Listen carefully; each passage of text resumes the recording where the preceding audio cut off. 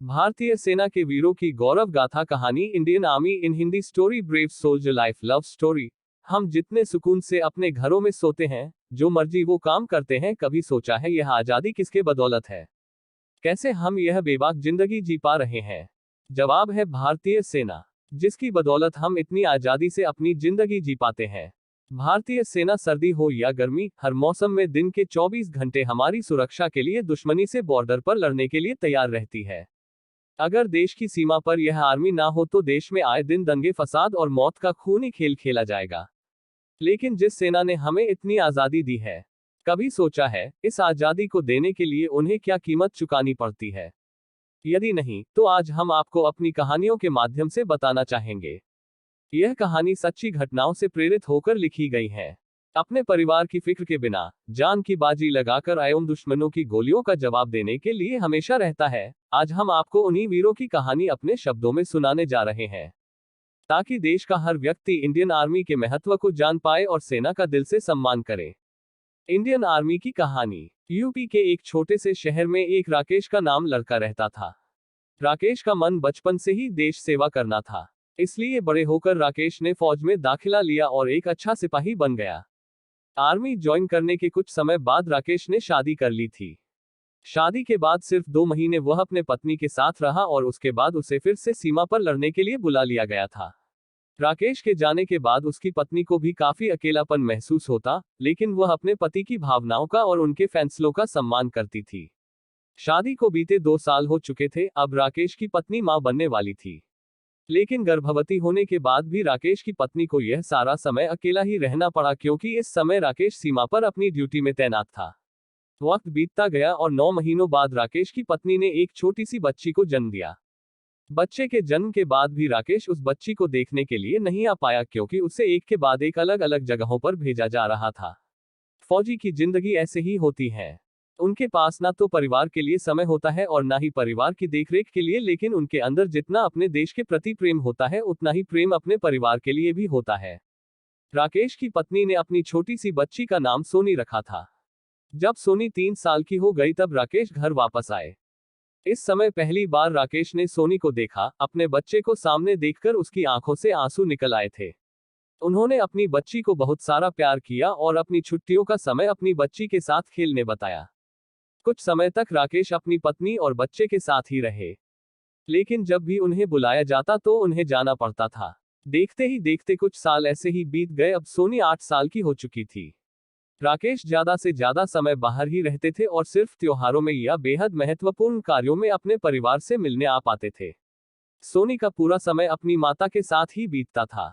बचपन से ही पिता को अपने पास में देखकर वह अपने पिता को बहुत ज्यादा मिस करती थी। वहीं पिता भी अपनी बच्ची को देखने के लिए अक्सर फ्री टाइम में वीडियो कॉल करते थे।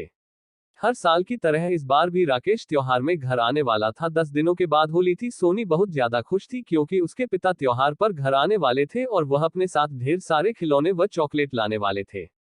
अपने पिताजी के इंतजार में सोनी बार बार अपनी माता से पूछती कि माँ, पिताजी कब घर आएंगे? तो उसकी माँ कहती कि बेटा, होली के आने में अभी 10 दिन बाकी है, पापा आएंगे और ढेर सारी खिलौने तुम्हारे लिए लेकर आएंगे। लेकिन बच्चे का मन कहाँ मानने वाला था। सोनी ने अपनी माँ से कहा कि पिताजी को फोन कीजिए, उनसे कहिए कि जल्दी से घर वापस आ जाए और मेरे लिए ढेर सारे रंग और चॉकलेट लाना बिल्कुल ना भूलें। काफी जिद करने के कारण सोनी की माँ राकेश को फोन लगाती है और उनसे कहती है कि आपकी बेटी आपसे मिलने की जिद कर रही है, तो जल्दी आने की कोशिश कीजिएगा। बेटी की नटखट बातों को सुनकर राकेश कहता है कि मुझे मेरी बेटी से मेरी बात करवाओ। बाप बेटी काफी देर तक एक दूसरे से बात करते हैं और फिर फोन रख देते हैं। अपनी बेटी की ख्वाहिश को पूरी करने के लिए राकेश कर्नल के पास 3 दिन बाद से होली तक छुट्टी लेने के लिए जाता है। कर्नल से अनुमति पाने के बाद राकेश वापस अपनी ड्यूटी पर जाता है, पर अचानक उसके पास बमबारी होने लगती है। एक हम सीधा वहां जाकर गिरता है जहां राकेश खड़ा होता है, जिसके कारण राकेश के शरीर पर भी बम के छींटे पड़ जाते हैं, जिससे राकेश के हाथ और पैर पर काफी चोट लग जाती है। बम का असर पूरे शरीर में फैलने से रोकने के लिए और राकेश की जान बचाने के लिए डॉक्टर्स को मौके पर ही राकेश का हाथ काटना पड़ता है। अपने इन हालातों को देखकर राकेश को बहुत बुरा लगता है। वह सोचता है कि अब वह सोनी के साथ होली कैसे मनाएगा। राकेश को इस हालत में देखकर उसकी पत्नी और बच्ची दोनों ही डर जाएंगे, जिसकी वजह से उन दोनों की होली भी खराब हो जाएगी। इन सब बुरे विचारों को सोचते सोचते अचानक राकेश ने आंखों में आंसू आ जाते हैं क्योंकि उसे अपनी बच्ची सोनी के लिए बहुत बुरा लगता है। राकेश सोचता है कि वह अपनी छुट्टी कैंसिल कर ले और घर ना जाए। फौज में राकेश का एक प्यारा दोस्त होता है। दोस्त का नाम अनुज था। अनुज के साथ राकेश अपने मन की सारी बातें कहा करता था। राकेश की आंखों में आंसू देखकर अनुज से पूछता है कि क्या हुआ राकेश, तुम्हारी आंख में आंसू क्या हुआ। तब राकेश अनुज से कहता है कि तुम तो मेरे हालत से वाकिफ ही हो, मुझे बताओ अब मैं अपनी नन्ही बच्ची के पास ऐसी हालत में जाऊं तो जाऊं कैसे। मेरी छोटी बच्ची मुझे इस हालत में देखकर रोने लगेगी और मैं नहीं चाहता उसकी होली खराब हो, इसीलिए मैं सोच रहा हूं कि मैं अपनी छुट्टी कैंसिल कर लूं। राकेश के इन बातों को सुनकर अनुज उससे कहता है कि तुम्हें अपनी छुट्टी कैंसिल नहीं करनी चाहिए, क्योंकि तुम्हारा यह हाथ तुम्हारी हकीकत है और कभी ना कभी यह तुम्हारे परिवार को जरूर पता चलेगी, इसीलिए तुम्हें छुट्टी लेकर घर जरूर जाना चाहिए। ऐसा इसलिए भी जरूरी है क्योंकि अगर तुम अपने परिवार को खुद के बारे में नहीं बताओगे पर उन्हें यह बात किसी और से पता चलेगी तो उन्हें बहुत बुरा लगेगा। अनुज राकेश को यह भी कहता है कि राकेश घर जाने पर तुम्हारा परिवार तुम्हें इस हालत में देखकर रोएगा, परेशान होगा, लेकिन तुम्हें संयम रखते हुए उन्हें हौसला देना है। अनुज की इन बातों को सुनकर राकेश घर जाने के लिए मान जाता है। राकेश अनुज को उसका हौसला बढ़ाने के लिए और इस मुश्किल घड़ी में उसका साथ देने के लिए उसे शुक्रिया कहकर उसी शाम को ट्रेन पकड़कर अपने घर के लिए निकल जाता है।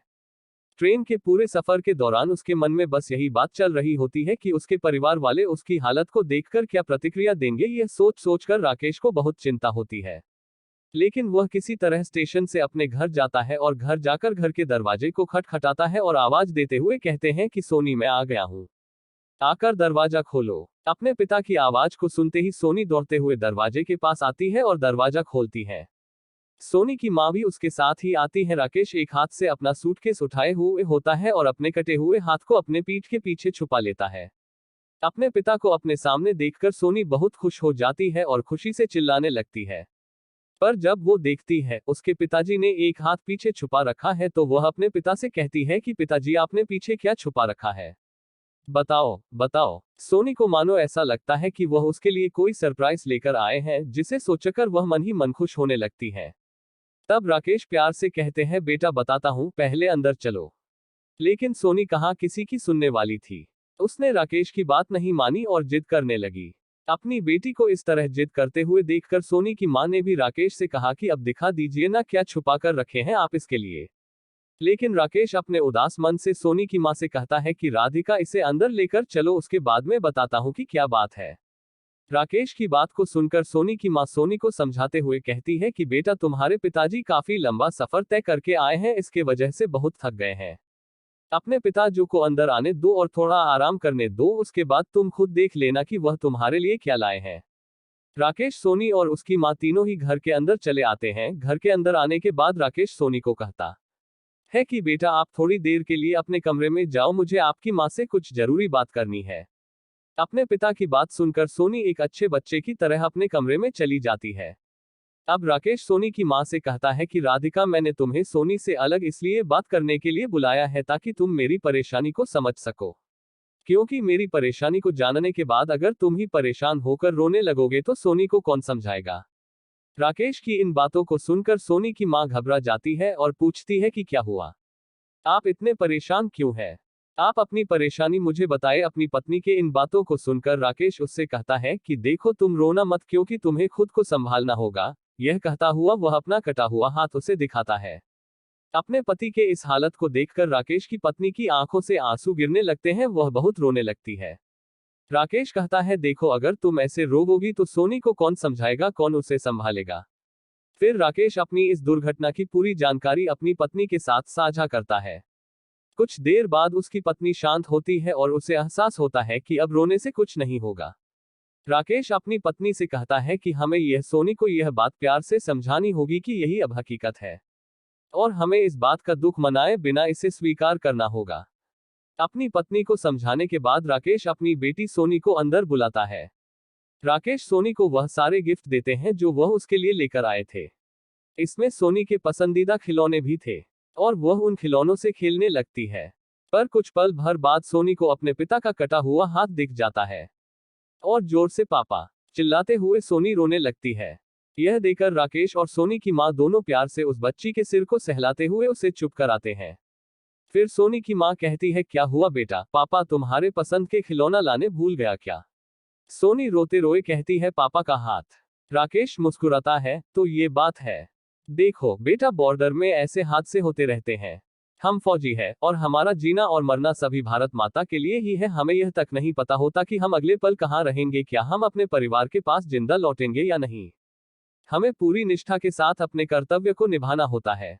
हमारे परिवार और तीज त्योहारों से ज्यादा जरूरी देश की सुरक्षा करना है, और देश के ऊपर तो हम मर मिटने के लिए तैयार हैं।